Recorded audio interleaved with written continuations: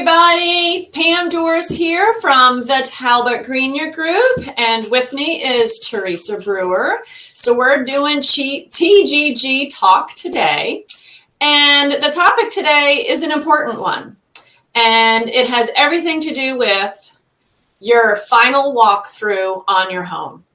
So I'm going to assume that there's going to be several first-time home buyers out there that maybe aren't clear as to what this is. You know, is it a home inspection? What is it? So today, that's our topic. Theresa, I am going to hand it over to you to explain to all these fine folks what your viewpoint is. Okay, I will just put out a few things and jump in anytime you would like to add something. Yes, ma'am.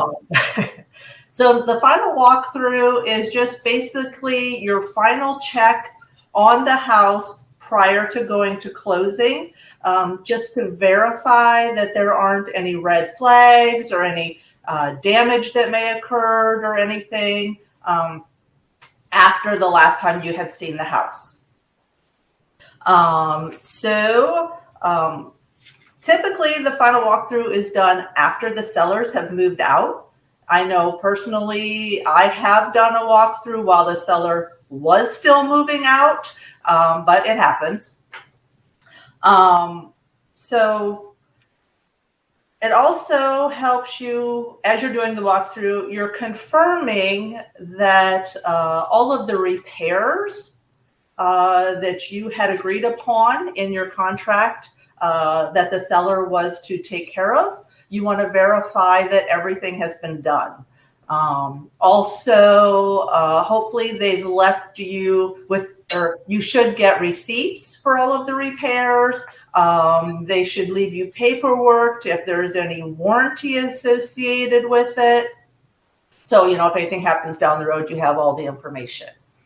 And then also you want to, as in the sales contract, to verify that the things that it stated that you were to convey with the house are still there. Sometimes it's the blinds, the appliances, you know, things like that, which to me personally also happened. I was purchasing a house, and on the walkthrough there was no refrigerator in the house. Oh, wow. That must have been a shocker. And that's actually the first thing that when I do the walkthrough with my clients, that's the first thing I do is we go through the list of all the conveyances and all the appliances that they remember being there, or this, you know, if they can remember, oh, it was a brand new, Kenmore refrigerator. And now we look at it and it's a 1970s Sears, you know. Right. So yeah, I start with that stuff first and then move right to the other items that you talked about, the repairs and that kind of thing. And I've seen swap out of curtains too. That was an interesting one. Yes. Yeah, and in my situation with the refrigerator missing, it was actually the seller's agent's error. The seller did not want the refrigerator to convey with the house, but it was not written anywhere, and we had asked for it. So that's why they took it not knowing. So they had to then return the refrigerator and, you know, get themselves a new one. But anyway, it worked out. So yes, you just want to make sure. And then as you're going through the walkthrough,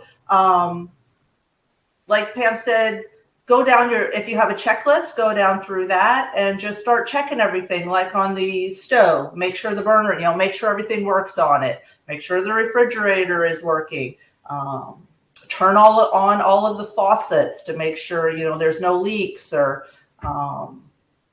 things like that. You have any extra things to add in there, Pam, possibly? Well, not that I've had any experience with it, but I've heard from other agents, make sure you do a walk around outside the house because, you know, grandma's rose bush that was parked in the front yard next to the front door is suddenly missing. Yeah. And that is kind of like a conveyance, right?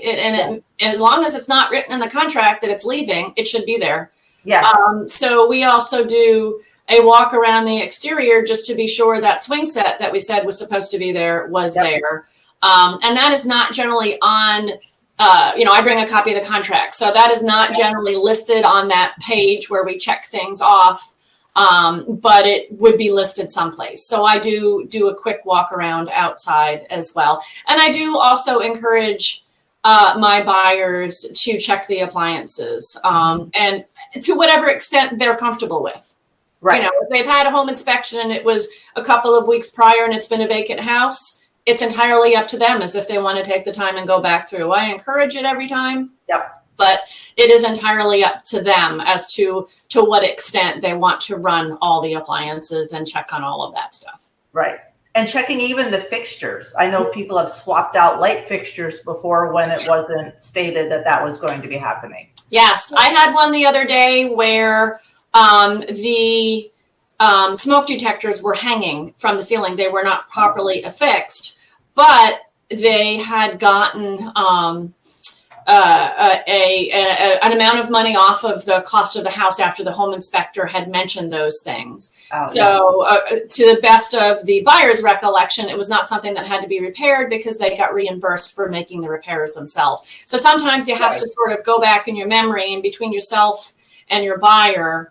I feel like that, you can go through and go, wait a minute, because I was like, was that supposed to be that way? And then we were discussing the home inspection and we both remembered, oh yeah, that's right. That was on the home inspection report and it was okay because we were going to get reimbursed for that.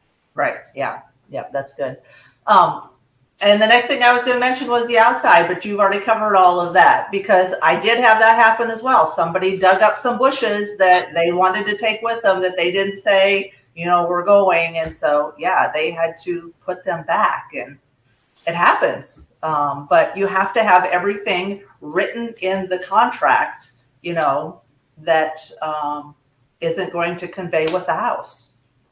Absolutely. Absolutely. Yeah. I feel like that final walkthrough is almost as important as the home inspection, just because that final walkthrough is our buyer checking the box, the proverbial box, saying, yes, this is exactly as it should be. Our next step later, within an hour or so is usually we're going to closing and we're signing on the dotted line. Yep. So that final walkthrough is very important. Right. And you also want to, the house should be in broom clean condition. I know that varies a lot by everybody's standards are different. I've come across that recently, but broom clean, yeah. Yeah. I did one a couple of months back that, like you, we had to do a walkthrough because we had a rent back. So we actually did 2 walkthroughs. Oh, yeah. We did one at closing, and then we had to do another one after the sellers moved out of the home. Mm-hmm. And as you said, broom clean can mean different things to different people because this house, the floor looked like they had broomed it, but they put all the trash into trash bags and left them.